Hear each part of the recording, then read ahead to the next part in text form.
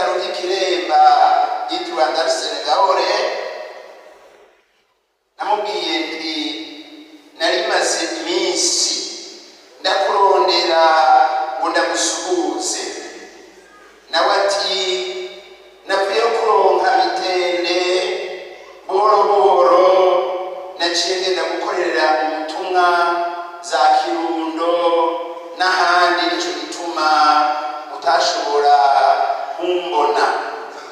Mwumve rero uko kwiyibagira arondera ineza yabo ashinzwe ngo bashikirize ubutumwa kandi arangurira ibikorwa byiza.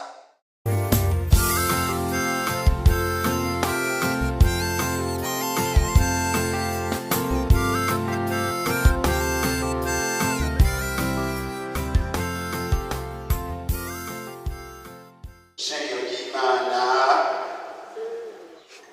umwe wese mu cubahiro yahawe n'Imana canke n'igihugu, mbanje guhoza no gutera intege ishengero rya Kiremba ryagutse umwungere, ngatera intege umuryango w'amaraso, inshuti n'abagenzi, eka abapentekoti bose aho bari. Pasiteri Ikunkiko ntiyapfuye, arasinziriye, ni muzima muri Yesu Kristo. Yakoreye, yitangiye hejuru yuko yari umupasiteri yemera kandi bigaragara, twabyumvise agashikiriza abandi uko kwemera, haba mu Burundi canke no mu bindi bihugu. Yari umuntu w'amahoro kandi akongera akayatanga. Yari intumwa nyakuri yitangira abajejwe, ntarabe yuko mbere afise n'amagara make. Igihe twinjira ibi bitaro by'Ikiremba yitwa Ndarusenga Gahore, namubwiye nti nari maze iminsi ndakurondera ngo ndagusuhuze, nawe ati napfuye kuronka mitende buhoro buhoro, naciye ngenda gukorera ubutumwa za Kirundo n'ahandi, nicyo gituma utashobora kumbona. Mwumve rero uko kwiyibagira arondera ineza yabo ashinzwe ngo bashikirize ubutumwa kandi arangurira ibikorwa byiza. Nyakubahwa umwungere Pasiteri Elia Ikunkiko byongeye yari umuntu afise ukwemera kujana n'ibikorwa.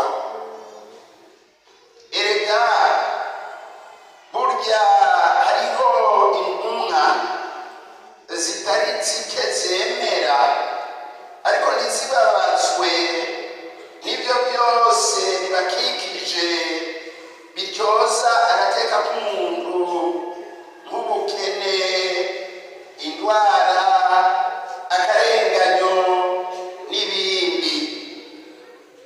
Ukwemera kwiwe kwanywana n'ibikorwa.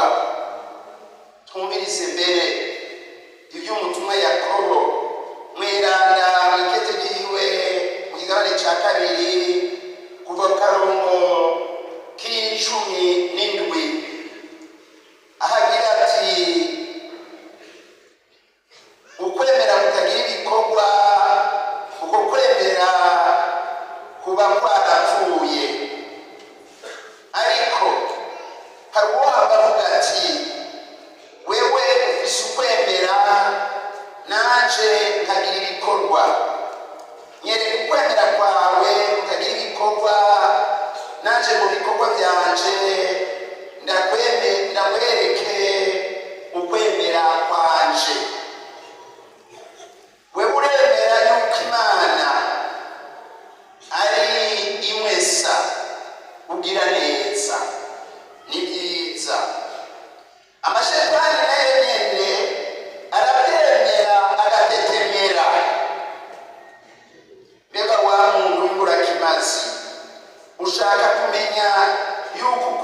kwemera kutagira ibikorwa ataco kuba kumaze.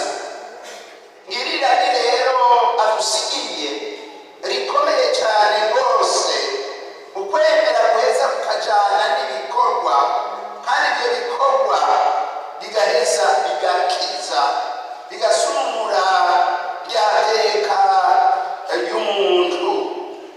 Namwe mwabyumvise amashengero yubatswe, ibitaro dufatiye n'aha, amashure, ibimuga byafashijwe, imfubyi n'ibindi byinshi.